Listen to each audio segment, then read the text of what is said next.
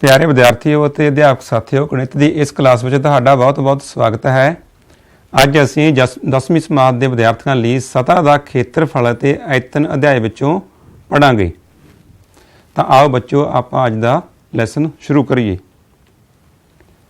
ਅੱਜ ਦਾ ਸਾਡਾ ਟੌਪਿਕ ਹੈ ਠੋਸਾਂ ਦੇ ਸੰਯੋਜਨ ਦੀ ਸਤ੍ਹਾ ਦਾ ਖੇਤਰਫਲ।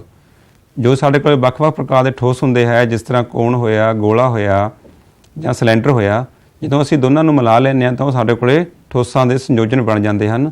ਤਾਂ ਉਹਨਾਂ ਦੀ ਸਤ੍ਹਾ ਦਾ ਖੇਤਰਫਲ ਅਸੀਂ ਕਿਸ ਤਰ੍ਹਾਂ ਪ੍ਰਾਪਤ ਕਰਾਂਗੇ, ਉਹਦੇ ਬਾਰੇ ਅਸੀਂ ਅੱਜ ਪੜਾਂਗੇ।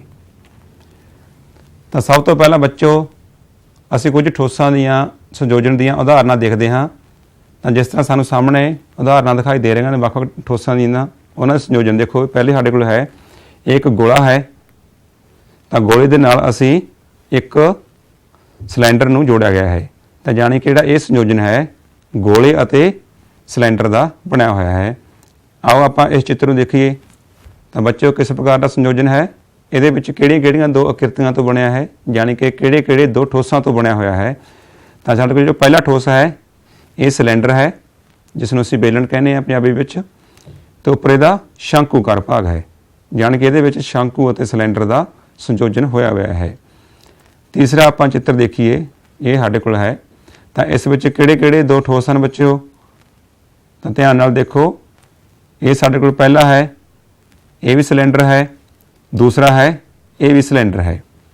ਅੱਗੇ ਸਾਡੇ ਕੋਲ ਜਿਸ ਤਰ੍ਹਾਂ ਚੌਥਾ ਚਿੱਤਰ ਹੈ, ਤਾਂ ਇਹਦੇ ਵਿੱਚ ਕਿਹੜੇ-ਕਿਹੜੇ ਦੋ ਠੋਸਾਂ ਦਾ ਸੰਯੋਜਨ ਹੋਇਆ ਹੋਇਆ ਹੈ।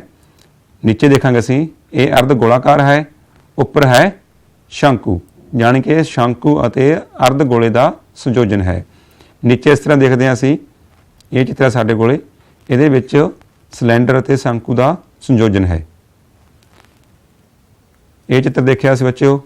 ਤਾਂ ਉੱਪਰ ਜਿਹੜਾ ਉੱਪਰਲਾ ਭਾਗ ਸਾਡੇ ਕੋਲੇ ਕੀ ਹੈ, ਸ਼ੰਕੂ ਆਕਾਰ। ਜੋ ਨੀਚੇ ਵਾਲਾ ਭਾਗ ਹੈ ਇਹ ਵੀ ਸਾਡੇ ਕੋਲੇ ਸ਼ੰਕੂ ਆਕਾਰ ਹੈ। ਤਾਂ ਅਸੀਂ ਜੋ ਅੱਜ ਅੱਗੇ ਸਵਾਲ ਹੱਲ ਕਰਨੇ ਹਨ, ਤਾਂ ਅਸੀਂ ਇਸ ਤਰ੍ਹਾਂ ਦੋ ਵੱਖ-ਵੱਖ ਠੋਸਾਂ ਨੂੰ ਮਿਲਾ ਕੇ ਜੋ ਆਕ੍ਰਿਤੀ ਬਣਦੀ ਹੈ ਉਹਨਾਂ ਦੀ ਸਤ੍ਹਾ ਦਾ ਖੇਤਰਫਲ ਅਸੀਂ ਪ੍ਰਾਪਤ ਕਰਾਂਗੇ। ਤਾਂ ਆਓ ਆਪਾਂ ਅਧਿਆਇ ਨੂੰ ਅੱਗੇ ਤੋਰੀਏ। ਇਸ ਤਰ੍ਹਾਂ ਕੁਝ ਉਦਾਹਰਨਾਂ ਸਾਡੇ ਕੋਲ ਬੱਚਿਓ, ਆ ਵੀ ਦੋ ਠੋਸਾਂ ਦੀਆਂ ਉਦਾਹਰਨਾਂ ਹਨ। ਤਾਂ ਇਸ ਤਰ੍ਹਾਂ ਸਾਡੇ ਕੋਲੇ ਰੀਅਲ ਲਾਈਫ ਦੇ ਵਿੱਚ ਬਹੁਤ ਸਾਰੀਆਂ ਜਿਹੜੀਆਂ ਉਦਾਹਰਨਾਂ ਅਸੀਂ ਉਹ ਦੇਖਦੇ ਹਾਂ। ਤਾਂ ਅਸੀਂ ਇਹਨਾਂ ਦੇ ਵਿੱਚੋਂ ਸਵਾਲ ਹੱਲ ਕਰਨ ਤੋਂ ਪਹਿਲਾਂ ਕੁਝ ਠੋਸਾਂ ਦੀ ਸਤ੍ਹਾ ਦੇ ਖੇਤਰਫਲ ਦੇ ਫਾਰਮੂਲੇ ਸਿੱਖਦੇ ਹਾਂ, ਕਿਉਂਕਿ ਅਸੀਂ ਇਹਨਾਂ ਸਾਰੇ ਠੋਸਾਂ ਦੇ ਜੋ ਫਾਰਮੂਲੇ ਆ ਉਹਨਾਂ ਦੀ ਵਰਤੋਂ ਕਰਕੇ ਹੀ ਅਸੀਂ ਸਵਾਲਾਂ ਨੂੰ ਹੱਲ ਕਰ ਸਕਦੇ ਹਾਂ। ਤਾਂ ਆਓ ਪਹਿਲਾਂ ਆਪਾਂ ਇਹਨਾਂ ਦੇ ਇੱਕ ਸਤ੍ਹਾ ਦੇ ਖੇਤਰਫਲ ਦੇ ਸੂਤਰਾਂ ਤੇ ਝਾਤ ਮਾਰੀਏ। ਤਾਂ ਬੱਚੇ ਤੁਸੀਂ ਦੇਖ ਰਹੇ ਹੋ ਇਹ ਕਿ ਇੱਕ ਕਣ ਹੈ। ਤਾਂ ਕਣ ਦੀ ਭੁਜਾ ਕਿੰਨੀ ਹੈ, a। ਤਾਂ ਸਾਨੂੰ ਪਤਾ ਵੀ ਕਣ ਦੀ ਲੰਬਾਈ, ਚੌੜਾਈ ਤੇ ਉਚਾਈ ਕਿੰਨੀ ਆ, ਬਰਾਬਰ ਹੁੰਦੀ ਹੈ, ਜਾਣੀ ਕਿ ਉਸਦੀ ਭੁਜਾ ਕਿੰਨੀ ਹੈ, a ਭੁਜਾ ਅਸੀਂ ਇਸਨੂੰ ਮੰਨ ਲਿਆ ਹੈ।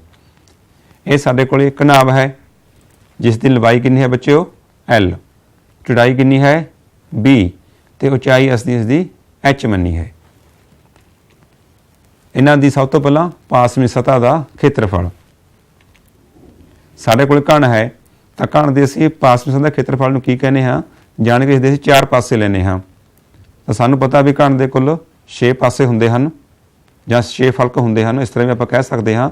ਤਾਂ ਜੋ ਅਸੀਂ ਜੇਕਰ ਅਸੀਂ ਉੱਪਰਲੇ ਭਾਗ ਜਾਂ ਨੀਚੇ ਵਾਲੇ ਭਾਗ ਨੂੰ, ਜਿਸ ਤਰ੍ਹਾਂ ਜੇ ਉੱਪਰਲਾ ਭਾਗ ਹੈ, ਇੱਕ ਜੋ ਨੀਚੇ ਵਾਲਾ ਭਾਗ ਹੈ ਇਸਦੇ, ਤਾਂ ਅਸੀਂ ਦੋਨਾਂ ਨੂੰ ਛੱਡ ਕੇ ਤਾਂ ਸਾਡੇ ਕੋਲ 4 ਫਲਕ ਰਹਿ ਜਾਂਦੇ ਹਨ। ਤਾਂ ਸਾਡੇ ਕੋਲ ਜਿਹੜੀ ਇਸਦੀ ਪਾਸਵੀਂ ਸਤ੍ਹਾ ਦਾ ਖੇਤਰਫਲ ਹੈ ਉਹ ਸਾਡੇ ਕੋਲ 4a ਦੀ ਘਾਤ 2 ਹੁੰਦਾ ਹੈ। ਕਣਾਬ ਦੀ ਪਾਸਵੀਂ ਸਤ੍ਹਾ ਦਾ ਖੇਤਰਫਲ। ਤਾਂ ਇਹ ਬੱਚੇ ਉਸ ਤਰ੍ਹਾਂ ਹੀ ਹੈ, ਅਸੀਂ ਇਹਦੇ ਉੱਪਰ ਵਾਲੇ ਤੇ ਨੀਚੇ ਵਾਲੇ ਭਾਗ ਨੂੰ ਛੱਡ ਦਿੰਦੇ ਹਾਂ, ਜੋ ਬਾਕੀ 4 ਭਾਗ ਰਹਿ ਜਾਂਦੇ ਹਨ ਉਸ ਨੂੰ ਅਸੀਂ ਇਸਦੀ ਪਾਸਵੀਂ ਸਤ੍ਹਾ ਕਹਿੰਦੇ ਹਾਂ। ਤਾਂ ਇਸ ਦਾ ਸੂਤਰ ਹੁੰਦਾ ਹੈ 2 ਬ੍ਰੈਕਟ l ਗੁਣਾ h ਜਮਾ b ਗੁਣਾ h।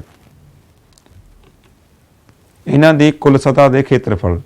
ਸਭ ਤੋਂ ਪਹਿਲਾਂ ਕਣ ਦੀ ਕੁੱਲ ਸਤ੍ਹਾ ਦਾ ਖੇਤਰਫਲ 6a ਦੀ ਘਾਤ 2। ਕਣਾਬ ਦੀ ਕੁੱਲ ਸਤ੍ਹਾ ਦਾ ਖੇਤਰਫਲ 2 lb ਜਮਾ lh ਜਮਾ bh। ਤਾਂ ਇਸ ਤਰ੍ਹਾਂ ਬੱਚੇ ਸਾਡੇ ਕੋਲ ਇਹਨਾਂ ਦੇ ਜਿਹੜੇ ਸੂਤਰ ਅਸੀਂ ਉਹ ਸਿੱਖ ਲਏ ਹੈ। ਤਾਂ ਤੁਸੀਂ ਕਾਪੀ 'ਤੇ ਸਾਰੇ ਨੋਟ ਕਰ ਸਕਦੇ ਹੋ, ਕਿਉਂਕਿ ਅੱਗੇ ਅਸੀਂ ਸਵਾਲਾਂ ਦੇ ਵਿੱਚ ਇਹਨਾਂ ਦੀ ਵਰਤੋਂ ਕਰਨੀ ਹੈ। ਤਾਂ ਸਾਨੂੰ ਪਹਿਲਾਂ ਇਹਨਾਂ ਦੇ ਸੂਤਰ ਜਿਹੜੇ ਆ ਉਹ ਸਿੱਖਣੇ ਬਹੁਤ ਜ਼ਰੂਰੀ ਹੈ, ਤਾਂ ਅਸੀਂ ਸਵਾਲ ਨੂੰ ਅਸੀਂ ਜਿਹੜਾ ਹੱਲ ਆ ਉਹ ਕਰਨ ਦੇ ਯੋਗ ਹੋਵਾਂਗੇ।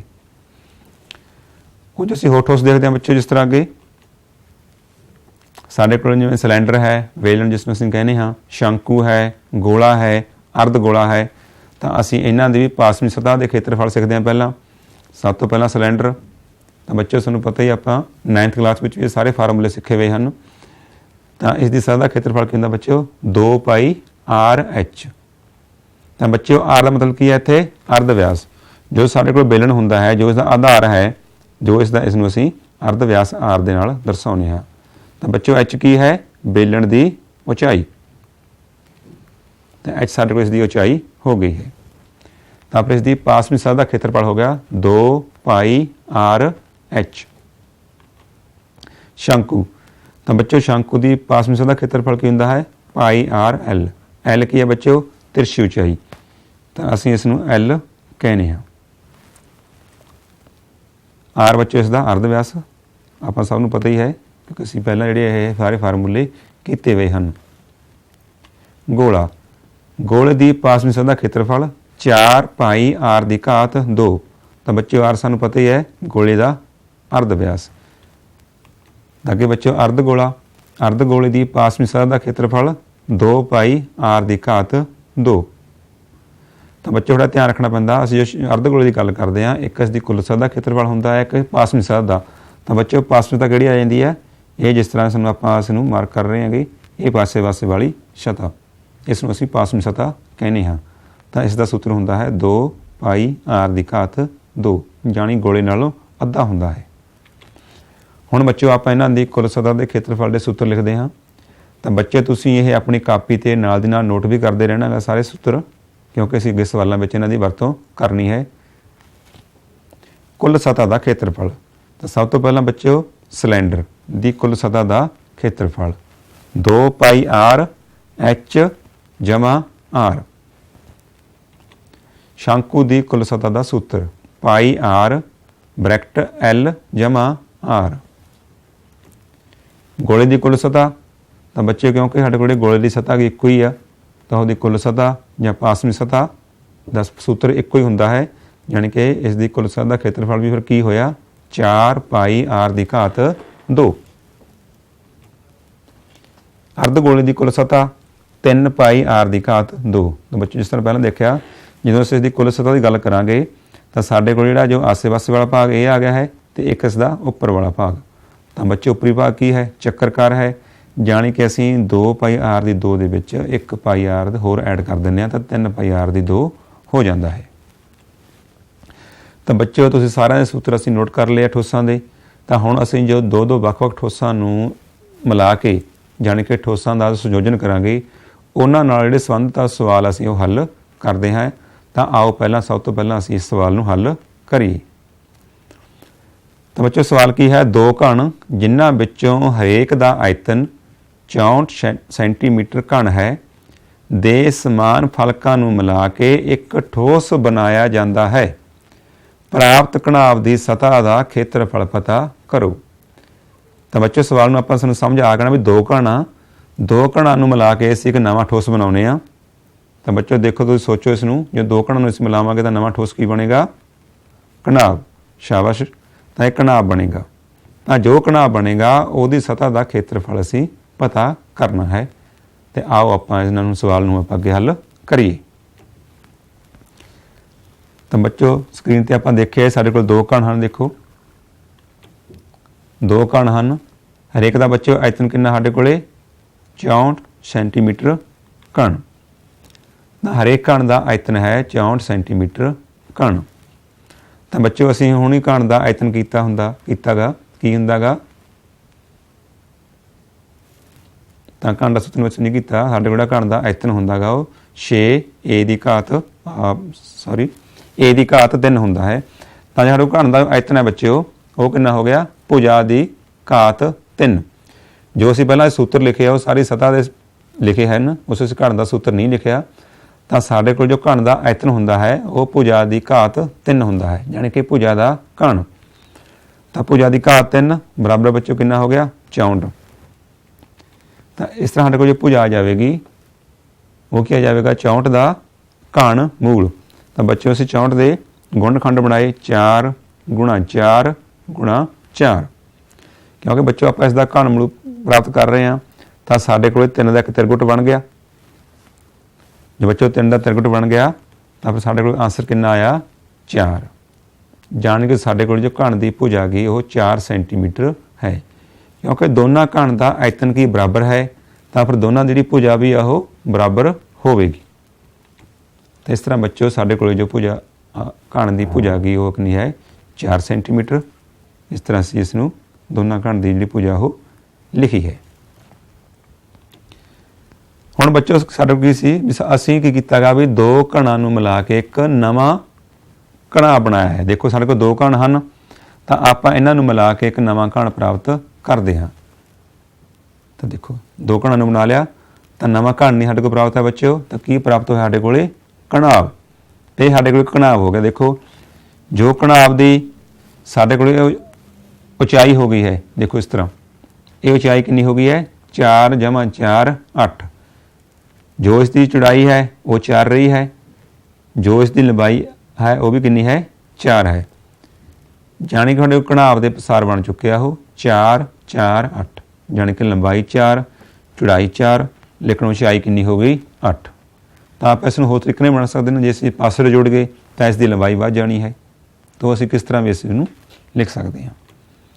तो दोनों घणां नूं एक दूजे नाल जोड़न ते एक घणाव बनता है जिसकी लंबाई चौड़ाई ते उचाई है। लंबाई बच्चों 4 सेंटीमीटर है, चौड़ाई कितनी है वो भी 4 सेंटीमीटर है, उचाई कितनी होगी इसकी 8 सेंटीमीटर। तो बच्चों हुण साडे कोल घणाव आ, असीं घणाव दा की पता करना गा कुल सतह का खेत्रफल। तो बच्चों असीं जो घणाव की कुल सतह का खेत्रफल है सूत्र पहलां असीं लिखिया है, तो लिखो अपनी कापियां ते 2 LB जमा LH जमा BH, L लंबाई B चौड़ाई ते H उचाई। तो बच्चे हुण सिर्फ असीं इहदे विच जिहड़े मुੱਲ आ वो भरने हैं। तो बच्चे मुੱਲ भरे असीं L का मुੱਲ भरिया, B का मुੱਲ भरिया, H का मुੱਲ भरिया। तो इस तरह ये L ते B का गुणा हो गया साडे कोले, ये L ते H का हो गया, ये साडे कोले B ते H का हो गया। तो 2 4 गुणा 4 16, 4 गुणा 8 32, 4 गुणा 8 32। तो आप बच्चे का जोड़ करांगे तो 2 नाल आपां इसनूं गुणा करांगे तो साडे कोले कितना प्राप्त हो जाना, जो जोड़ आ 32 32 64, 64 जमा 16 80, 80 2 नाल करांगे 160। तो इस तरह साडे कोले घणाव की कुल सतह का खेत्रफल बच्चों प्राप्त हो गया 160 सेंटीमीटर वर्ग। तो बच्चों कापी तुसीं नोट कर लिया सवाल नूं, तुहानूं समझ आ चुकिया होना है। तो हुण बच्चों आपां एक होर सवाल हल करते हैं। एक खिडौना अर्ध व्यास जिसका अर्ध व्यास 3.5 सेंटीमीटर वाले एक शंकु के आकार का है, जो उसे अर्ध व्यास वाले एक अर्ध गोले ते टिकिया है। इस खिडौने की कुल उचाई 15.5 सेंटीमीटर है और इस खिडौने की कुल सतह का खेत्रफल प्राप्त करो। तो बच्चे खिडौना किस किस चीज़ मिला के बनया है, शंकु नूं ते एक अर्ध गोले नूं। जानी कि जो खिडौना किस प्रकार के संयोजन तो बनेगा, शंकु अते अर्ध गोले तो हुण आपां जो पूरा सवाल है इसनूं डायग्राम दे विच कन्वर्ट करते हाँ, बदलते हाँ, ताकि असीं जिहड़ा खिडौने का खेत्रफल प्राप्त कर सकीए। आओ देखो बच्चों ये की है, एक शंकु है, एक ही बच्चे एक अर्ध गोला है। असी इन्हां दोनों नूं मिला के जिहड़ा खिडौना गा इस तरह प्राप्त किया है।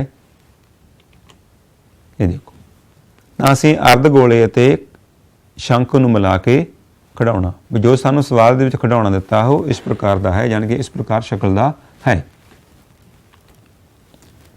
तो ये बच्चों अर्ध व्यास हो गया। अर्ध व्यास कितना बच्चों कितना हो गया, 3.5, क्योंकि अर्ध गोले का अते जो शंकु का आधार है उन्होंने दोनों के की है आधार की है बराबर है, यानी कि उन्होंने अर्ध व्यास भी की हैं बराबर हैं। तो बच्चों आप उसने पहला समझा सीगा, फिर आप उसका डायग्राम बनाया। जो नीचे वाला भाग है अर्ध गोला है, उपर वाला भाग की है शंकु है। जो साढ़े को आधार का अर्ध व्यास सी वो बच्चों कितना सीगा 3.5, ये साढ़े को 3.5 सी है।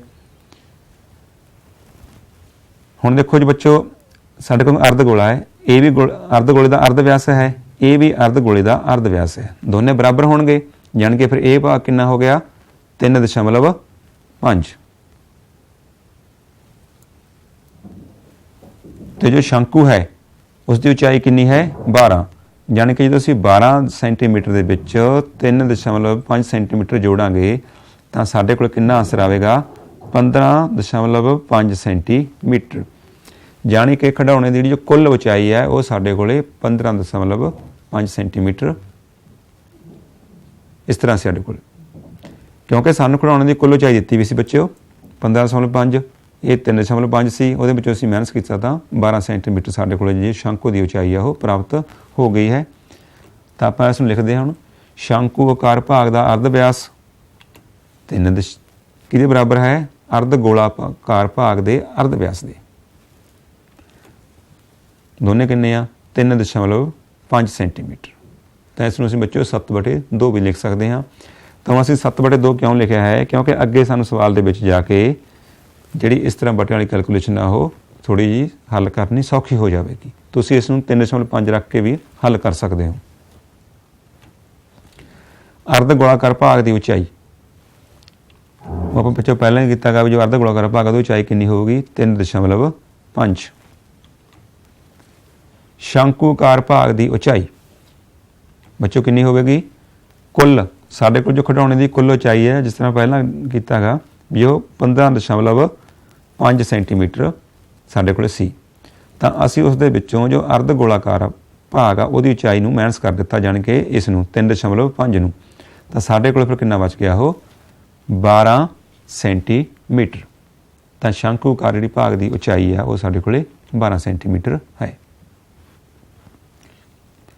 ਇਸ ਤਰ੍ਹਾਂ ਦੁਬਾਰਾ ਖਿਡੌਣੇ ਦੇਖ ਸਕਦੇ ਹਾਂ। ਇਹ ਖਿਡੌਣਾ ਸੀਗਾ ਅਰਧ ਵਿਆਸ ਉਚਾਈ ਲਈ ਬੱਚਿਓ, ਇਹ ਤਿਰਛੀ ਉਚਾਈ ਸ਼ੰਕੂਕਾਰ ਭਾਗ ਦੀ ਤਿਰਛੀ ਉਚਾਈ ਆ ਗਈ, ਇਹ ਉਚਾਈ ਆ ਗਈ ਅਰਧ ਵਿਆਸ ਆ ਗਿਆ।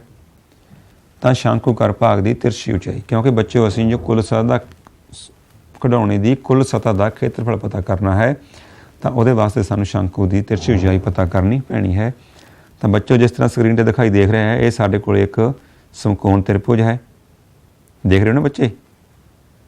ਤਾਂ ਐਲ ਉਸ ਦਾ ਕਰਨ ਹੋ ਗਿਆ, ਐਚ ਉਸ ਦਾ ਲੰਬ ਹੋ ਗਿਆ, ਆਰ ਉਸ ਦਾ ਅਰਧ ਵਿਆਸ ਹੋ ਗਿਆ। ਤਾਂ ਇੱਥੇ ਅਸੀਂ ਪਾਈਥਾਗੋਰਸ ਦੀ ਵਰਤੋਂ ਕਰਕੇ ਐਲ ਪਤਾ ਕਰ ਸਕਦੇ ਹਾਂ। ਤਾਂ ਸਾਡੇ ਕੋਲ ਐਲ ਆ ਗਿਆ ਐਚ ਦਾ ਵਰਗ ਜਮਾ ਆਰ ਦਾ ਵਰਗ ਦਾ ਵਰਗ ਮੂਲ। ਐਚ ਸਾਡੇ ਕੋਲ 12 ਸੈਂਟੀਮੀਟਰ ਹੈ, ਆਰ ਸਾਡੇ ਕੋਲ 3.5 ਹੈ, ਉਹਨਾਂ 'ਤੇ ਵਰਗ ਪਾਏ। ਅੱਗੇ ਨੂੰ ਬੱਚੇ ਆਪਾਂ ਸੋਲਵ ਕਰ ਸਕਦੇ ਹਾਂ 144 3.5 ਦਾ ਵਰਗ 12.5 ਦੋਨੋਂ ਅਸੀਂ ਐਡ ਕਰਾਂਗੇ 156.25 ਆ ਜਾਵੇਗਾ। ਤਾਂ ਬੱਚੋ ਸਿੰਪਲੀ ਤੁਸੀਂ ਇਹਦਾ ਜੇ ਵਰਗਮੂਲ ਪਤਾ ਕਰੋਗੇ ਸਾਡੇ ਕੋਲੇ 12.5 ਸੈਂਟੀਮੀਟਰ ਸਾਨੂੰ ਪ੍ਰਾਪਤ ਹੋ ਜਾਵੇਗਾ। ਤਾਂ ਬੱਚੋ ਅਸੀਂ ਖਿਡੌਣੇ ਦੀ ਕੁੱਲ ਸਤਹ ਦਾ ਖੇਤਰਫਲ ਪਤਾ ਕਰਨਾ ਹੈ। ਤਾਂ ਇਸ ਵਿੱਚ ਕਿਹੜੇ ਕਿਹੜੇ ਭਾਗ ਆਉਣਗੇ ਸ਼ੰਕੂਕਾਰ ਭਾਗ ਦੀ ਪਾਸਵੀਂ ਸਤਹ, ਇਹ ਸਾਡੇ ਕੋਲ ਜੋ ਸ਼ੰਕੂਕਾਰ ਭਾਗ ਆ ਬੱਚੋ ਦੇਖੋ ਦੇਖ ਰਹੇ ਹੋ ਸਾਰਾ ਆਪਾਂ ਇੰਨਾ ਠੀਕ ਹੈ। ਇਸ ਦੀ ਪਾਸਵੀਂ ਸਤਹ ਜਮਾ ਕਿਹੜਾ ਭਾਗ ਇਹ ਸਾਡੇ ਕੋਲ ਜੋ ਅਰਧ ਗੋਲਾਕਾਰ ਭਾਗ ਹੈ ਇਹ ਭਾਗ ਸਾਡੇ ਕੋਲ ਇਸ ਦੀ ਪਾਸਵੀਂ ਸਤਹ ਦਾ ਖੇਤਰਫਲ।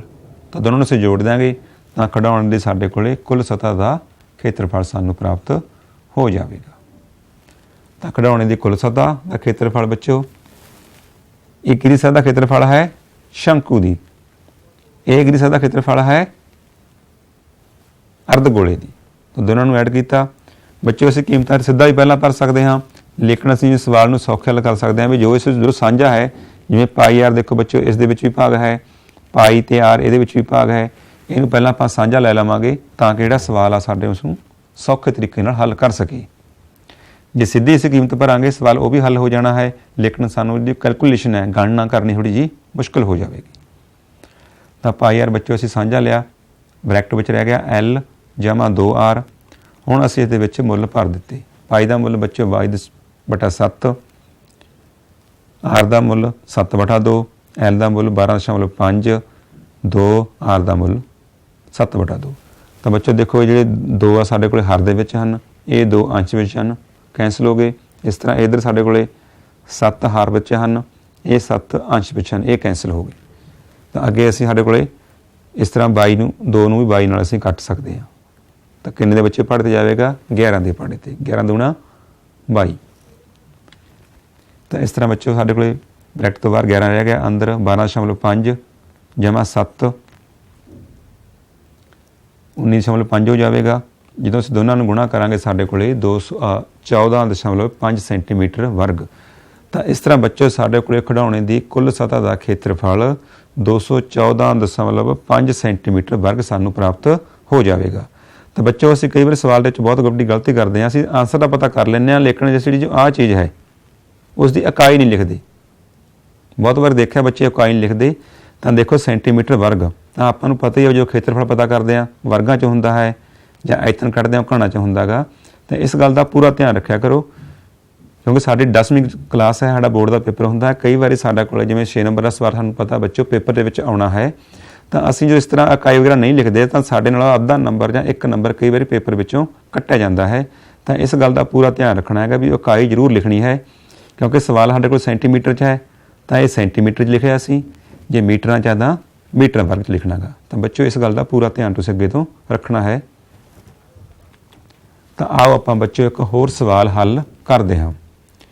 ਭੁਜਾ 7 ਸੈਂਟੀਮੀਟਰ ਵਾਲੇ ਇੱਕ ਘਣਾਕਾਰ ਬਲਾਕ ਦੇ ਉੱਪਰ ਇੱਕ ਅਰਧ ਗੋਲਾ ਰੱਖਿਆ ਹੈ। ਅਰਧ ਗੋਲੇ ਦਾ ਵੱਧ ਤੋਂ ਵੱਧ ਵਿਆਸ ਕੀ ਹੋ ਸਕਦਾ ਹੈ? ਇਸ ਤਰ੍ਹਾਂ ਬਣੇ ਠੋਸ ਦੀ ਸਤ੍ਹਾ ਦਾ ਖੇਤਰਫਲ ਪਤਾ ਕਰੋ। ਤਾਂ ਬੱਚਿਓ ਪਹਿਲਾਂ ਆਪਾਂ ਸਵਾਲ ਨੂੰ ਸਮਝਦੇ ਹਾਂ ਵੀ ਕਿਸ ਪ੍ਰਕਾਰ ਹੈ। ਤਾਂ ਸਾਡੇ ਕੋਲ ਦੋ ਚੀਜ਼ਾਂ ਹਨ, ਇੱਕ ਘਣਾਕਾਰ ਬਲਾਕ ਹੈ, ਠੀਕ ਹੈ, ਉਸ ਦੇ ਉੱਪਰ ਕੀ ਰੱਖਿਆ ਹੈ? ਅਰਧ ਗੋਲਾ ਹੈ। ਤਾਂ ਤੁਸੀਂ ਸੋਚੋ ਵੀ ਆਪਾਂ ਨੂੰ ਇਸ ਤਰ੍ਹਾਂ ਉੱਪਰ ਕਿਵੇਂ ਰੱਖਾਂਗੇ। ਤਾਂ ਆਓ ਆਪਾਂ ਪਹਿਲਾਂ ਇਸ ਦਾ ਇੱਕ ਡਾਇਗਰਾਮ ਦੇਖਦੇ ਹਾਂ। ਜਿਵੇਂ ਬੱਚੇ ਸਾਨੂੰ ਪਿਕਚਰ 'ਚ ਦਿਖਾਈ ਦੇ ਰਿਹਾ ਹੈ ਵੀ ਇਹ ਸਾਡੇ ਕੋਲ ਇੱਕ ਘਣਾਕਾਰ ਬਲਾਕ ਹੈ, ਇਹ ਸਾਡੇ ਕੋਲ ਇੱਕ ਅਰਧ ਗੋਲਾ ਹੈ। ਤਾਂ ਅਸੀਂ ਇਸ ਨੂੰ ਉਸਦੇ ਉੱਪਰ ਰੱਖਣਾ ਹੈ। ਆ ਦੇਖੋ ਇਹ ਇੱਕ ਚਿੱਤਰ 'ਚ ਦਿਖਾ ਦੇਖੋ ਬੱਚੋ, ਇਹ ਘਣਾਕਾਰ ਬਲਾਕ ਸੀ, ਇਹ ਅਸੀਂ ਸਾਡੇ ਕੋਲ ਅਰਧ ਗੋਲਾ ਸੀ, ਅਸੀਂ ਇਸ ਨੂੰ ਇਹਦੇ ਉੱਪਰ ਰੱਖਿਆ ਹੈ।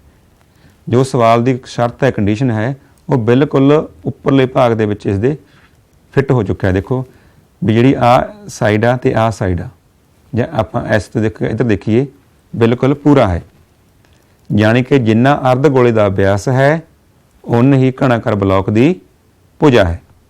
ਵੀ ਦੇਖੋ ਜੋ ਇਸ ਭਾਗ ਦੇ ਉੱਪਰ ਇਹ ਜੋ ਭਾਗ ਹੈ ਇੰਨਾ, ਇਹ ਉਸ ਦੇ ਬਿਲਕੁਲ ਉੱਪਰ ਫਿੱਟ ਹੋਇਆ ਗਿਆ ਹੈ, ਯਾਨੀ ਕਿ ਇਸ ਦਾ ਇਹ ਬੱਚੋ ਇਹਦਾ ਵਿਆਸ ਹੋ ਗਿਆ, ਇਹ ਘਣਾਕਾਰ ਬਲਾਕ ਦੀ ਭੁਜਾ ਆ ਗਈ। ਤਾਂ ਬੱਚੋ ਘਣਾਕਾਰ ਬਲਾਕ ਦੀ ਭੁਜਾ ਕਿੰਨੇ ਸਾਡੇ ਕੋਲੇ? 7 ਸੈਂਟੀਮੀਟਰ।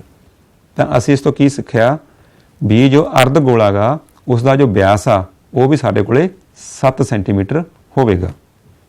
ਤਾਂ ਇੱਕ ਹੋਰ ਸਾਈਡ ਤੋਂ ਦੇਖੋ, ਉੱਪਰਲੀ ਸਾਈਡ ਤੋਂ ਇਹ ਦੇਖੋ ਸਾਈਡ ਤੋਂ ਦੇਖਿਆ ਬੱਚੋ ਚਿੱਤਰ ਅਸੀਂ ਜੋ ਉੱਪਰੋਂ ਦੇਖਾਂਗੇ ਇਸ ਡਾਇਗਰਾਮ ਨੂੰ, ਦੇਖੋ ਅਸੀਂ ਉੱਪਰ ਵਾਲੀ ਸਾਈਡ ਤੋਂ ਦੇਖ ਰਹੇ ਹਾਂ, ਇਹ ਅਰਧ ਗੋਲਾ ਹੈ, ਇਹ ਨੀਚੇ ਇਹਦੇ ਘਣਾਕਾਰ ਬਲਾਕ ਹੈ। ਤਾਂ ਦੇਖੋ ਬਿਲਕੁਲ, ਤਾਂ ਤੁਹਾਨੂੰ ਉਮੀਦ ਹੈ ਵੀ ਸਾਰਿਆਂ ਨੂੰ ਸਮਝ ਆ ਚੁੱਕਿਆ ਹੋਣਾ ਹੈ ਵੀ ਜੋ ਅਰਧ ਗੋਲੇ ਦਾ ਵਿਆਸ ਹੈ ਘਣਾਕਾਰ ਬਲਾਕ ਦੀ ਭੁਜਾ ਦੇ ਬਰਾਬਰ ਕਿਸ ਤਰ੍ਹਾਂ ਹੋਵੇਗਾ। ਦੇਖੋ ਇਹ ਆਪਾਂ ਦੇਖੀਏ, ਉਨੀ ਭੁਜਾ ਹੈ ਉਨਾ ਵਿਆਸ ਹੈ। ਤਾਂ ਸਾਡੇ ਕੋਲ ਸਵਾਲ ਦੇ ਵਿੱਚ ਸੀ ਵੀ ਅਰਧ ਗੋਲੇ ਦਾ ਵੱਧ ਤੋਂ ਵੱਧ ਵਿਆਸ ਕੀ ਹੋ ਸਕਦਾ ਹੈ। ਤਾਂ ਫਿਰ ਬੱਚੇ ਵੱਧ ਤੋਂ ਵੱਧ ਵਿਆਸ ਕਿੰਨਾ ਹੋਵੇਗਾ? ਜਿੰਨੀ ਸਾਡੇ ਕੋਲ ਉਸਦੀ ਭੁਜਾ ਹੈ। ਤਾਂ ਬੱਚੋ ਅਸੀਂ ਦਾ ਡਾਇਗਰਾਮ ਬਣਾਇਆ ਹੈ। ਦੇਖੋ ਡਾਇਗਰਾਮ ਸਾਨੂੰ ਪੂਰਾ ਸਮਝ ਆ ਜਾਣਾ ਹੈ ਵੀ ਜੋ ਘਣਾਕਾਰ ਬਲਾਕ ਹੈ ਉਸ ਦੀ ਭੁਜਾ 7 ਸੈਂਟੀਮੀਟਰ ਹੈ, ਅਰਧ ਗੋਲੇ ਦਾ ਵਿਆਸ ਵੀ 7 ਸੈਂਟੀਮੀਟਰ ਹੈ। ਤਾਂ ਪਹਿਲਾਂ ਸਾਡੇ ਕੋਲ ਇਹੀ ਸੀਗਾ ਵੀ ਅਰਧ ਗੋਲੇ ਦੀ ਵੱਧ ਤੋਂ ਵੱਧ ਦਾ ਵਿਆਸ ਕਿੰਨਾ ਹੋਵੇਗਾ। ਤਾਂ ਵੱਧ ਤੋਂ ਵੱਧ ਵਿਆਸ ਕਿੰਨਾ ਹੋਵੇਗਾ ਬੱਚਿਓ? 7 ਸੈਂਟੀਮੀਟਰ। ਤਾਂ ਅਰਧ ਗੋਲੇ ਦਾ ਵੱਧ ਤੋਂ ਵੱਧ ਵਿਆਸ 7 ਸੈਂਟੀਮੀਟਰ ਕਿਹਦੇ ਬਰਾਬਰ ਹੋਵੇਗਾ? ਘਣਾਕਾਰ ਬਲਾਕ ਦੇ ਕਿਨਾਰੇ ਦੇ, ਜਿਹਨੂੰ ਅਸੀਂ ਭੁਜਾ ਵੀ ਕਹਿ ਸਕਦੇ ਹਨ, 7 ਸੈਂਟੀਮੀਟਰ। ਤਾਂ ਇਸ ਤਰ੍ਹਾਂ ਅਰਧ ਗੋਲੇ ਦਾ ਅਰਧ ਵਿਆਸ ਕਿੰਨਾ ਹੋਵੇਗਾ? 7/2 ਸੈਂਟੀਮੀਟਰ। ਅੱਗੇ ਸੀ ਬੱਚਿਓ ਇਸ ਤਰ੍ਹਾਂ ਠੋਸ ਦੀ ਸਤ੍ਹਾ ਦਾ ਖੇਤਰਫਲ ਪਤਾ ਕਰਨਾ ਹੈ। ਘਣਾਕਾਰ ਬਲਾਕ ਦੀ ਕੁੱਲ ਸਤ੍ਹਾ ਦਾ ਖੇਤਰਫਲ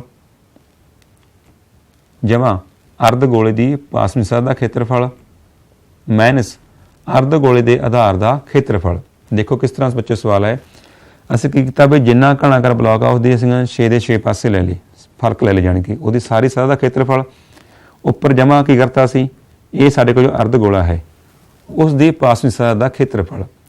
ਅਸੀਂ ਬੱਚੇ ਦੇਖੋ ਮਾਈਨਸ ਕੀ ਕੀਤਾ ਹੈ, ਅਰਧ ਗੋਲੇ ਦਾ ਆਧਾਰ ਦਾ ਖੇਤਰਫਲ। ਦੇਖੋ ਜੋ ਅਰਧ ਗੋਲਾ ਹੈ ਇਹਦਾ ਆਧਾਰ ਹੈ, ਤਾਂ ਬੱਚਿਓ ਆਪਾਂ ਦੇਖਿਆ ਸੀ ਪਹਿਲਾਂ ਜੇ ਅਸੀਂ ਉੱਪਰ ਤੋਂ ਦੇਖਾਂਗੇ ਤਾਂ ਸਾਨੂੰ ਜੋ ਇਹ ਨੀਚੇ ਵਾਲਾ ਭਾਗ ਹੈ ਇਹ ਬਲੌਕ ਤੇ ਅਰਧ ਗੋਲੇ 'ਚ ਕਾਮਨ ਹੈ, ਇਹ ਸਾਨੂੰ ਨਹੀਂ ਦਿਖਾ ਰਿਹਾ। ਅਸੀਂ ਉੱਪਰ ਤੋਂ ਜੋ ਦਿਖਾਈ ਦੇ ਰਿਹਾ ਹੈ ਦੇਖੋ ਇਸ ਤਰ੍ਹਾਂ ਇੰਨੇ ਭਾਗ ਵਾਲੇ ਦਾ ਖੇਤਰ ਲਿਆ। ਇੱਕ ਜੋ ਜੇ 4 ਕੋਨਿਆਂ ਦੇ ਵਿੱਚ ਖੇਤਰਫਲ ਬਚ ਜਾਵੇਗਾ ਉਹਦਾ ਖੇਤਰਫਲ ਉਹ ਅਸੀਂ ਇਸ ਤਰ੍ਹਾਂ ਹੈ। ਤਾਂ ਆਓ ਆਪਾਂ ਇਹਦੇ ਸੂਤਰ ਲਿਖ ਕੇ ਫਾਰਮੂਲਾ ਤਿਆਰ ਕਰੀਏ।